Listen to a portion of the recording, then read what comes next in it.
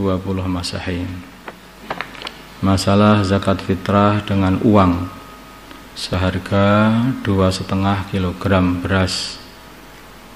Pertanyaan: apakah sudah mencukupi seseorang membayar zakat fitrah dengan uang seharga 2,5 kg beras? Jawabnya, belum mencukupi. Masalah membayar zakat fitrah dalam bentuk harga atau qimah ini diperbolehkan menurut madhab Imam Abu Hanifah. Ini menurut madhab Syafi'i, membayar zakat dengan qimah itu tidak diperbolehkan. Zakat fitrah dengan qimah harus dengan beras atau gandum atau itu. Ini yang membolehkan membayar dengan qimah atau membayar dengan harga barang pokok itu adalah madhabnya Imam Abu Hanifah. Makanya kalau kita pengen membayar dengan harga, maka harus ikut dengan Imam Abu Hanifah. Caranya seperti itu. Syekh Ibnu Hajar dan Imam Bulkini juga membolehkan membayar zakat dalam bentuk qimah atau harga dengan syarat ikut kepada ulama yang membolehkan, yaitu Imam Abu Hanifah.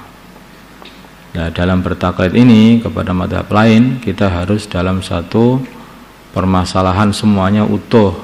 Caranya begini: jenis makanan yang diperlukan untuk zakat fitrah dalam madhab Imam Abu Hanifah atau Hanafi ada 4 perkara. Yang pertama adalah setengah sok gandum khintah, setengah sok gandum. Kemudian 1 sok syair, 1 sok syair. Kemudian 1 sok tamar, yaitu kurma kering, atau 1 sok zabib, ini anggur kering. Itu yang barang-barang yang dibuat untuk berzakat, makanan-makanan yang bisa dibuat untuk berzakat. Soknya pun juga berbeda ukurannya. Kalau kita 2,5 mungkin sudah boleh ya, 2,5 itu, atau 2,6 ya, 2,6 itu kita sudah boleh. Kalau Imam Abu Hanifah soknya lebih banyak. 1 sok menurut Imam Abu Hanifah adalah 3.800 gram, 3,8 kilogram, 3 kilo 8 on. Ada sebagian ulama mereka berpendapat bahwa 3 kilo 1/4. Nah, 3 kilo 1/4. Sehingga jika ingin membayar zakat dalam bentuk harga, maka seharga, kalau khintah, seharga setengah sok, yaitu setengah sok itu 1,9 kilo on gandum khintah. Harganya berapa di sini nanti tanya sendiri di pasar sana, wallahu alam. Atau 3,8 kilogram gandum syair. Kelihatannya ini juga susah dicari ini. Ini yang agak mudah ini. 3,8 kilogram tamar, kurma kering. Banyak ini di koperasi juga banyak. Kamu tanya harganya berapa di situ per kilonya. Kamu kalau tinggal ngalikan 3 kali 8 itu 3,8 kilo itu berapa harganya. Atau 3 kali 8 kilogram zabib, yaitu anggur kering. Anggur kering itu yang biasa yang kismis itu.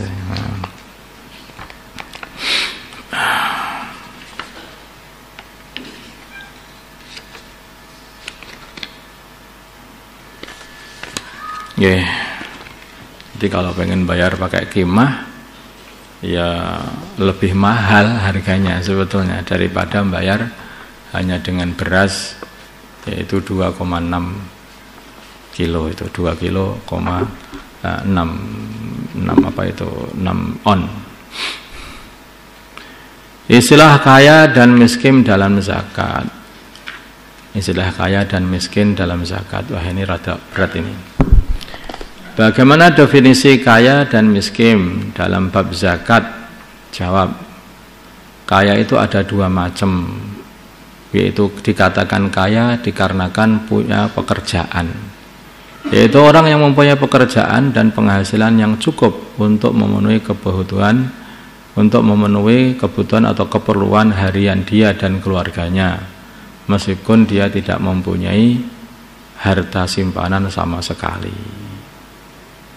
tapi pekerjaannya sudah cukup. Mungkin dia itu sehari menghabiskan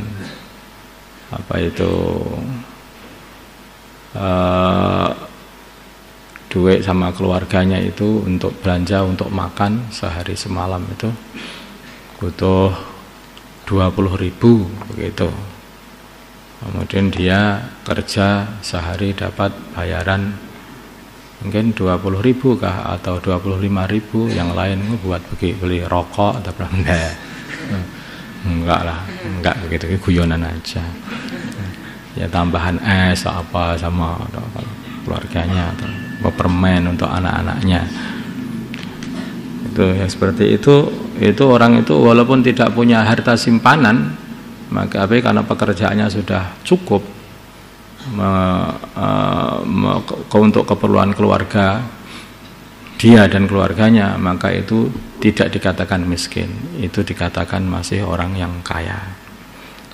Kemudian kaya harta, yaitu orang yang tidak mampu bekerja tetapi ia mempunyai harta yang cukup untuk memenuhi kebutuhan diri dan keluarganya. Mungkin dia itu mempunyai harta warisan yang bisa dimakan 7 turunan, saking banyaknya, seumpamanya seperti itu. Enggak usah kerja, ya tinggal makan aja gitu aja. Itu juga orang kaya.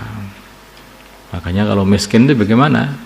Kalau begitu miskin adalah orang yang tidak mempunyai harta simpanan atau tidak punya pekerjaan yang layak untuk memenuhi kebutuhan diri dalam keluarganya. Misalnya kebutuhan harinya 10.000, dia hanya mempunyai penghasilan 8.000 gitu. Ya ini makanya hati-hati ini orang yang suka menerima zakat ini, yang pura-pura miskin ini. Masya Allah, gimana ini? Gimana itu kayaknya? Nanti kayak begitu itu, kalau orang definisinya miskin yang boleh menerima zakat itu kayak begitu. Ya, tahu sendirilah, dicocok-cocokkan sama dirinya sendiri, ya, gitu aja. Zakat dibagi rata, ini juga banyak terjadi di kampung-kampung. Zakat dibagi rata, apalagi zakat dimusyawarahkan. Lah ini itu lebih repot lagi. Nah, ada orang zakat dimusyawarahkan untuk apa? Untuk selamatan aja. Ini ya nggak boleh, itu nggak boleh. Zakat dibagi rata. Bolehkah harta zakat dibagi rata kepada semua orang? Jawab, tidak boleh. Yang demikian itu tidak boleh. Karena harta zakat hanya boleh diberikan kepada golongan 8 golongan, yaitu fakir, miskin, mu'allaf, amil, budak mukatab, gharim, fisabilillah, orang yang berperang. Maksudnya fisabilillah bukan orang khurud. Bukan, fisabilillah itu orang yang perang, orang musyahidin. Terus ibnu sabil, orang yang dalam perjalanan.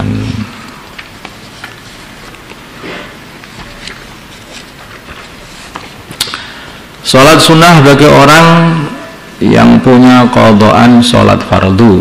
Sholat sunnah bagi orang yang punya qadhaan sholat fardu. Ini waktu Ramadan ini waktu ngodok sholat. Waktu Ramadan waktu ngodok sholat. Sudah sama dikodok belum sholat-sholatnya? Hah? Sudah belum? Oh, semuanya punya kodokan ternyata. Harus dikodok sholatnya itu. Karena diantaranya taubatnya orang meninggalkan sholat itu dengan mengkodok. Kalau orang ngaku aku sudah tobat, nggak mau meninggalkan sholat, tapi nggak mau mengkodoknya juga, ini belum tobat itu. Tobatnya orang ngambil barang orang lain, mengembalikan. Tobatnya orang ngerasani orang lain, minta halal. Tobatnya orang meninggalkan sholat, ya mengkodok. Karena dia telah hutang kepada Allah. Bagaimana hukum mengerjakan sholat sunnah bagi orang yang mempunyai qadaan sholat fardu? Jadi orang masih punya qada sholat fardu, tetapi dia mengerjakan sholat sunnah. Masalah ini diperinci. Jika ia meninggalkan sholat fardunya dulunya itu karena ada uzur syar'i. Contohnya ya, karena dulunya itu pernah sakit sehingga meninggalkan sholat, tidak bisa mengerjakan sholat sehingga terpaksa meninggalkan sholat, itu namanya udzur syar'i. Atau dulu ini yang banyak itu wanita sebetulnya. Kalau laki-laki itu jarang sekali ada udzur. Wanita yang karena apa itu, kan enggak anu puasa lupa ya, bukan wanita. Ada lagi orang katanya udzurnya itu apa itu, tanah nggak ada apa itu waktu untuk sholat. Lah kenapa waktunya? Lah saya kerja terus-terusan loh Pak. Saya kata ini bukan udzur yang seperti ini bukan udzur syar'i. Kamu kerja untuk cari dunia tapi meninggalkan akhirat. Itu bukan udzur yang seperti itu. Sudah 10 tahun bekerja seperti itu, 10 tahun juga telah meninggalkan sholat. Datang sama tukang pabriknya itu nggak boleh loh saya itu sholat. Tukang pabrik melarang sholat, Gusti Allah menyuruh sholat, lebih taat tukang pabrik. Coba, gitu ya. Jadi ini banyak dibuat alasan yang seperti ini. Ya kalau itu kamu tidak bisa situ ya cari pekerjaan yang lain kan yang kamu bisa mengamalkan agama. Yang kamu bisa mengamalkan agama. Maka sholat sunnah yang ia kerjakan adalah sah, tetapi tidak haram kalau dia udurnya meninggalkan sholat fardu itu. Karena ketika meninggalkan sholat fardu dia memang betul-betul ada udur yang diterima oleh agama.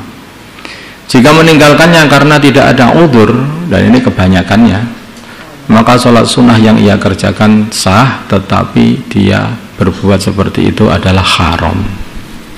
Dia haram berbuat sholat sunnah karena mendahulukan meninggalkan yang wajib, kemudian mengamalkan yang tidak wajib. Ini haram, tapi sah saja, tapi tetap haram. Tambah dosa akhirnya nanti.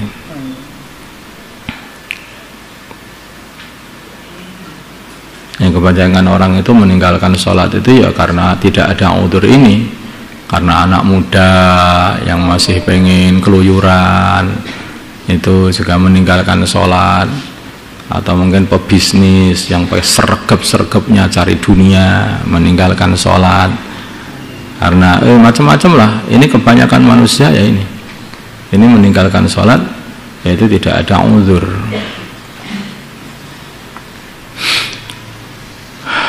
Masalah pendapat bersegera di dalam mengqadha sholat. Kemudian masalah cepat-cepat mengqadha kapan? Pendapat pertama, jika ia meninggalkannya karena ada uzur syar'i, maka disunnahkan untuk bersegera mengqadha sholat fardunya. Untuk bersegera untuk mengqadha sholat fardunya karena tidak tahu orang itu matinya kapan, gitu. Jika meninggalkannya karena tidak ada uzur, maka wajib bersegera mengqadha sholat fardunya yang pernah ditinggalkan. Pendapat kedua, ini yang dipakai pendapat yang pertama ini aja. Ada lagi pendapat sebagian ulama mengatakan dua-duanya pokoknya sunnah untuk mengerjakan, sunnah untuk dikerjakan. Maksudnya hukumnya bersegera adalah sunnah, baik ada udzur ataupun tanpa udzur.